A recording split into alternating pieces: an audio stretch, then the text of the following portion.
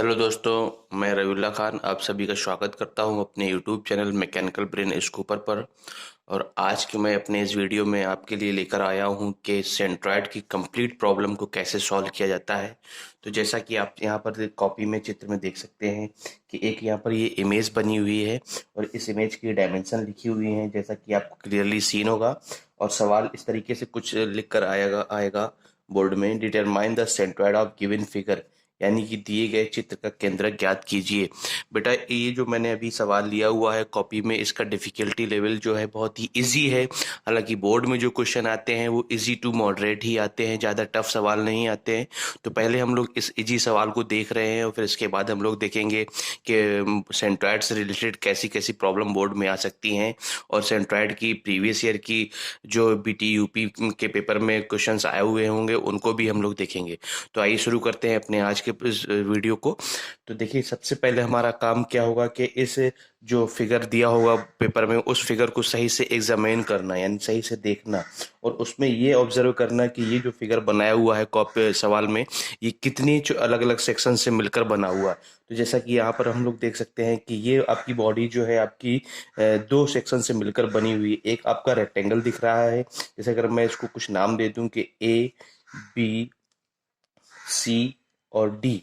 Okay, तो ए B C D एक rectangle हो गया और इसके बाद एक सी डी ई एक राइट एंगल ट्रायंगल है। आपको क्लियरली सीन होगा। तो यहाँ पर आपको दो बॉडी मिल रही है, दो आकार मिल रहे हैं। एक है rectangle A B C D और दूसरा है right angle triangle C D E. Okay, जो रेक्टेंगल है उसकी डायमेंशन है आपकी 120 mm बाई 100 mm, यहाँ पर लिखी नहीं थी मैंने, 120 mm, 100 mm। और जो राइट एंगल ट्रायंगल है उसका बेस है आपका, देखिए जितना बेस आपका ए बी है वही आपका बराबर है सी डी के। तो यहाँ पर कुछ कभी कभी इस तरीके से भी डायमेंशन दे देता है कि आपको ढूंढना पड़ जाता है।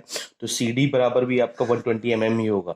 ओके, तो जो राइट एंगल ट्रायंगल है उसकी डायमेंशन है आपकी 120 mm बाई 90 mm। ओके, तो अब देखते हैं कि इस तरह के सवाल को लगाने के लिए हमको करना क्या पड़ता है।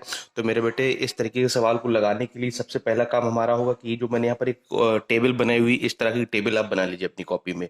ओके, इस तरह की जैसे ही टेबल बना लेंगे आप, जिसमें देख लीजिए क्या क्या लिखा हुआ है। Serial number, shape, A, X और Y. A for area of the body, A for area of the body या एरिया ऑफ द सेक्शन, और एक्स फॉर एक्स डिस्टेंस या एक्स कोऑर्डिनेट, और वाई फॉर वाई डिस्टेंस या फिर Y coordinates. अब हम लोग देखेंगे एक एक करके कि कैसे बॉडी को इस तरह के सवाल को आगे सॉल्व किया जाता है। ओके ओके,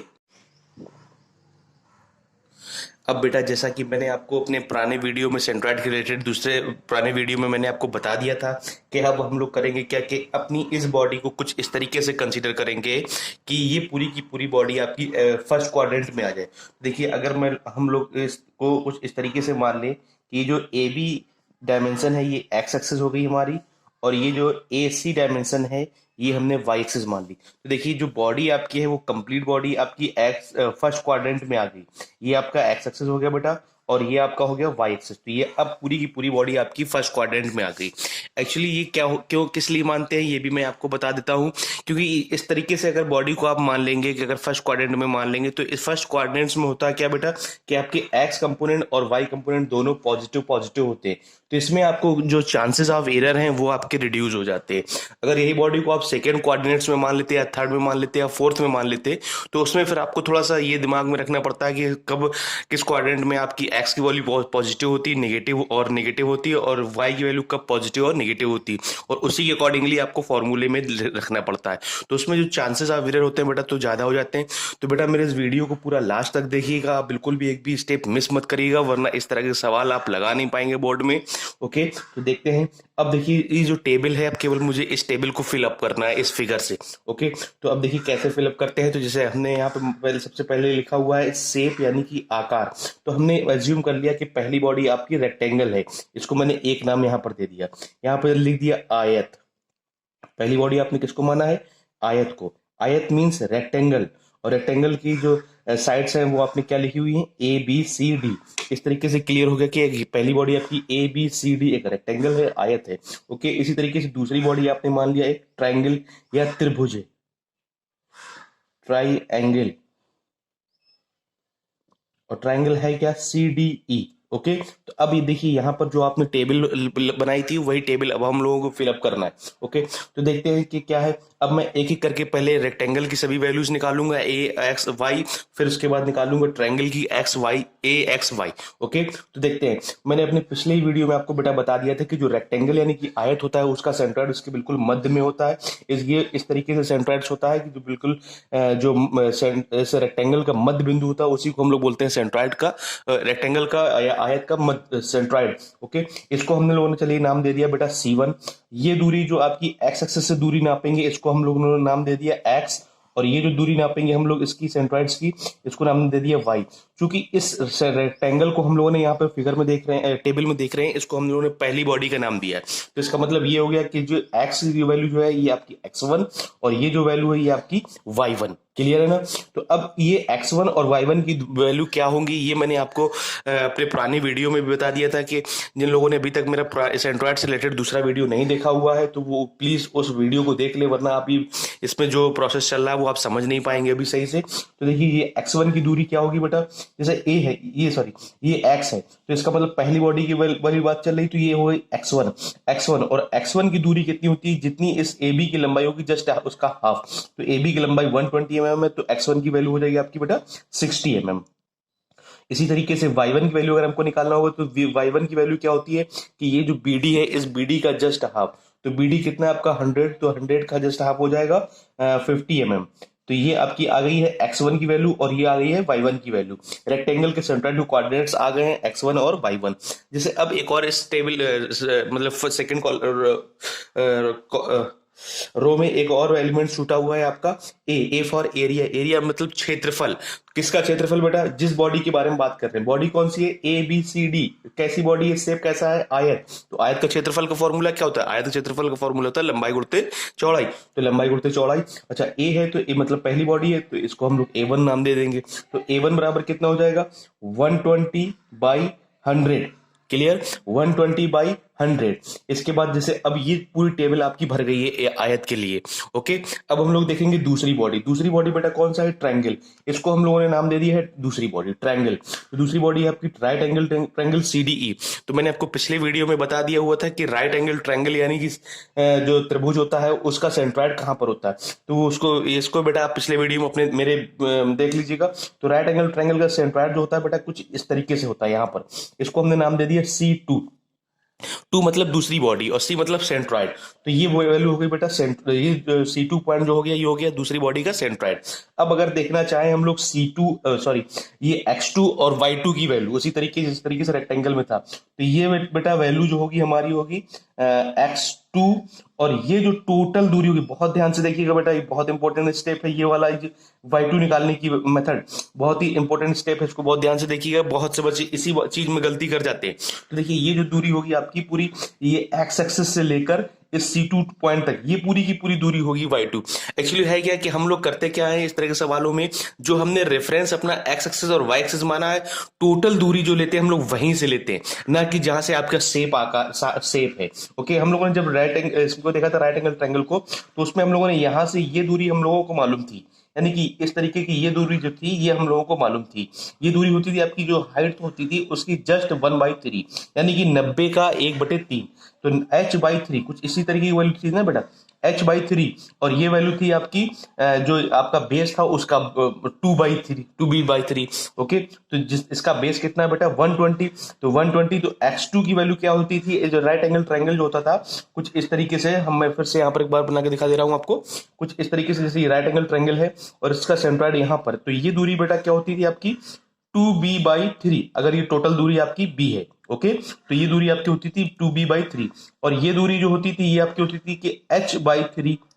आप मेरे पुराने वीडियो में देख लीजिएगा, मैंने सब लिख दिया उसमें। ओके, तो 2b/3, इसका बेस कितना, बेस आपका 120, तो 120 का 2b/3 कितना हो जाएगा, यानी कि x2 की बात अगर हम लोग बात करें तो 2 × 120/3, तो 2 × 120/3 इसका मतलब हो गया 3 × 4 = 12 और 4 दूनी 8, यानी कि 80 mm। बिल्कुल बहुत ध्यान से देखिएगा बेटा, इसमें घबराने की कोई बात नहीं है। अगर आपको समझ में नहीं आएगा मैं फिर से बता दूंगा, कमेंट बॉक्स में मुझे आप कमेंट कर दीजिएगा। तो एक्स टू बराबर कितना हो जाएगा, 2b/3, दो उल्टे 120/3 यानी कि 80 mm। अब अगर जैसे मुझे निकालना हो h3 बेटा, यहाँ पे देखिए कितना हो जाएगा। इस ट्रायंगल की हाइट कितनी है, 90 mm, तो 90/3, 90/3, तो 90/3 मतलब कहने का कितना हो जाएगा, 90/3 मतलब कहने का 30 mm। लेकिन बेटा बहुत ध्यान देने वाली बात, h/3 आपकी दूरी ये है, यहां से लेकर सीडी से लेकर इस C2 पॉइंट तक की दूरी h/3। लेकिन हमको दूरी लेना कहां से, एक्स एक्सिस से। तो C2, ये जब आप एक्स एक्सिस से दूरी लेंगे तभी तो वही तो है आपकी टोटल y2 कितनी है, यहां से एक्स एक्सिस से लेकर इस C2 पॉइंट तक की दूरी। ये जो 90 mm आपने निकाला है ये है आपकी h/3 यानी कि CD से लेकर C2 तक की दूरी।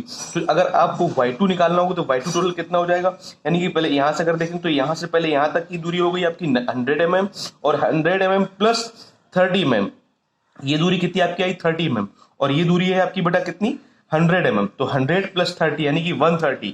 तो y2 बराबर बेटा कितना हो जाएगा, 100 प्लस 30 mm। बहुत ध्यान से देखने वाली बात बेटा यह है, ये इसी में बहुत से बच्चे गलती कर जाते हैं। जो चांसेस इस तरह के सवालों में एरर के होते हैं वो यहीं से ज्यादा क्रिएट होते हैं। ओके, तो x2 और y2 सभी की वैल्यू आ गई। अब मुझे निकालना है a2 की वैल्यू।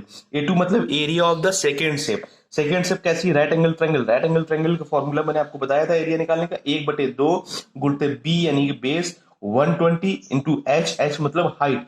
तो ये बेटा कंप्लीट टेबल हो गई आपकी, सभी की वैल्यू निकल आई। ओके,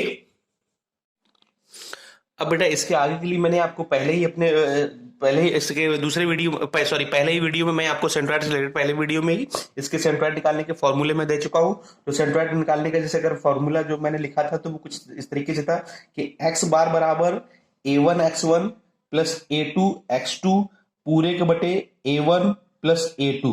इसमें बेटा तो आपको ध्यान होगा फॉर्मूले में प्लस इज सो ऑन और था, क्योंकि प्लस इज सो ऑन और था इसका मतलब क्या था कि जितनी भी बॉडी हो, अलग अलग छोटे छोटे सेक्शन हो, सभी को इसी तरीके से हम लोग कंटिन्यू करते चले जाएंगे। क्योंकि इस सवाल में हमारे केवल दो बॉडी है, एक है आयत, दूसरा है त्रिभुज यानी कि रेक्टेंगल, और दूसरा ट्रायंगल। तो केवल हमको दो स्टेप तक फॉर्मूले लिखने। तो अब इस टेबल से उठाकर हमको इसमें वैल्यू रख देना। A1 का मतलब बेटा कितना है, 120 इंटू 100, यही है ना। A1 मतलब ये 120 इंटू 100, x1 की वैल्यू कितनी है बेटा 60। ओके, फिर इसके बाद ब्रैकेट बंद प्लस A2 वैल्यू कितनी है 1/2 गुणते 120 गुणते 90 मल्टीप्लाइड बाई x2 की वैल्यू हम लोगों ने यहाँ पे कितनी कंसीडर की है, आई हमारी 80 बटे A1 प्लस A2 यानी कि 120 इंटू 100 प्लस 1/2 इंटू 120 इंटू 90। ये वैल्यू हमने फाइंड रख दी है इस फॉर्मूले में, पूरे फॉर्मूले में ये रख दी वैल्यू ऊपर की टेबल से निकाल के। ये देखिए A1 मतलब 120 गुणते 100, x1 60, A2 1/2 120 गुणते 9 90, x2 80। ये वैल्यू हमने यहाँ पर पुट कर दी है। बस अब इसको मुझे कैलकुलेट करना है। इसको अब आप अपने कैलसी में कैलकुलेट कर लीजिए और मुझे जल्दी से बताइए आंसर कितना आ रहा है, फिर उसके बाद मैं लिखूं। तो अब जब बेटा हम लोग इसको कैलसी से अपनी वैल्यू कैलकुलेट कर लेंगे तो कुछ इस तरीके से वैल्यू निकल के आएगी कि x बार बराबर अंश में निकल के आएगी 1152000 और हर में निकल के आएगी 17400। जब इसको भी आगे सॉर्ट आउट करेंगे तो निकल कर आएगा कि x बार बराबर 66.2 मिलीमीटर। बेटा अपने आंसर टैली करा लीजिएगा, 66.2 मिलीमीटर। ये भी हो सकता है कि मेरा कैलकुलेशन में कुछ एरर आ गई हो, कुछ गलती आ गई हो, तो मेरे सोचता आप अपने आंसर को इसी प्रोसेस से लगाकर देखिएगा, सवाल को इसी प्रोसेस से लगाकर देखिएगा और उसको जो है मेरे इस आंसर से टैली करा लीजिएगा। ओके, तो अब देखते हैं कि वाई बार की वैल्यू बेटा कैसे निकाली जाएगी। तो वाई बार की वैल्यू बेटा बिल्कुल सेम यही प्रोसेस लगेगा कि वही फॉर्मूला जो मैंने आपको पिछली वीडियो में दिया हुआ है कि वाई बार बराबर A1y1 plus A2y2 upon A1 plus A2। अब इस फॉर्मूले इस टेबल से उठाकर हम लोगों को यहाँ पर वैल्यू रखना है।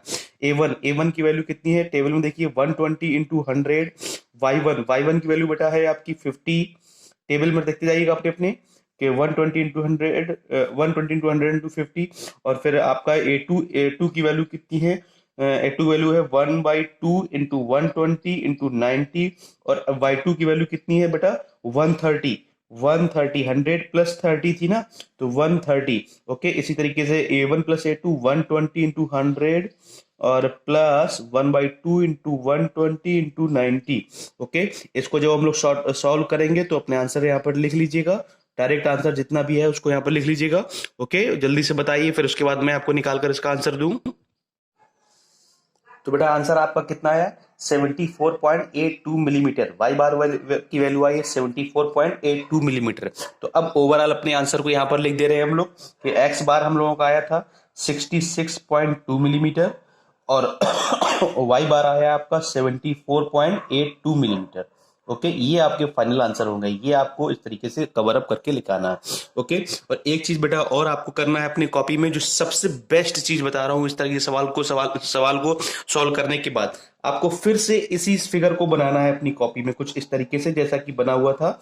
कुछ इस तरीके से आपको इस सवाल को फिगर को बनाना है।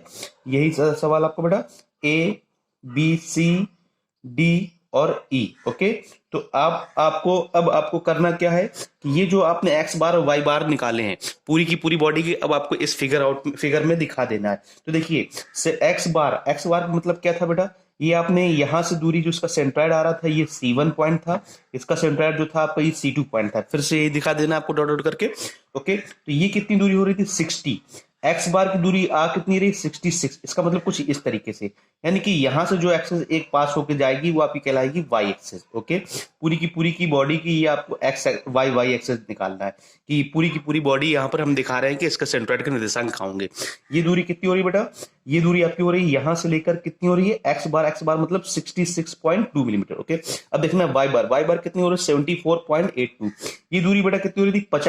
50 और ये यहां तक दूरी हो रही है 100। आपके फिगर में थी, पुराने फिगर में ये दूरी कितनी थी? यहां तक 100 थी और ये दूरी थी आपकी 120। ओके, तो यहां तक जो ये दूरी है 60 है, ये दूरी आपकी 6.2 मिलीमीटर।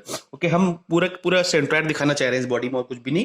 तो देखिए, अब ये जो आपकी वाई बार की वैल्यू आ रही है 74.82। तो ये पॉइंट कुछ कहां से जाएगा? कुछ इस तरीके से बेटा यहां से होता हुआ जाएगा, यानी कि 100 से नीचे जाएगा और इस 50 की दूरी से, क्योंकि ये दूरी कितनी थी आपकी यहां से लेकर यहां तक की C1 तक की 50 मिलीमीटर। तो ये कुछ इस तरीके से जाएगा और ये दोनों एक्सेस जहां पर एक दूसरे काटेंगे वो पॉइंट आपको कहलाएगा complete centroid of this body. ये दूरी आपकी होगी बेटा वाई बार की वैल्यू थी आपकी 74.82 मिलीमीटर और ये दूरी हो गई आपकी एक्स बार की दूरी 66.2 मिलीमीटर। ये आप सवाल में जरूर करके आइएगा, इससे आपका जो इंप्रेशन होगा बेटा वो अच्छा पड़ेगा। ओके, तो आज के वीडियो में बेटा इतना ही। अगर आपको कोई भी प्रॉब्लम हुई हो मेरे इस वीडियो में तो आप मुझे कमेंट बॉक्स में जाकर कमेंट करके मुझे बता सकते हैं।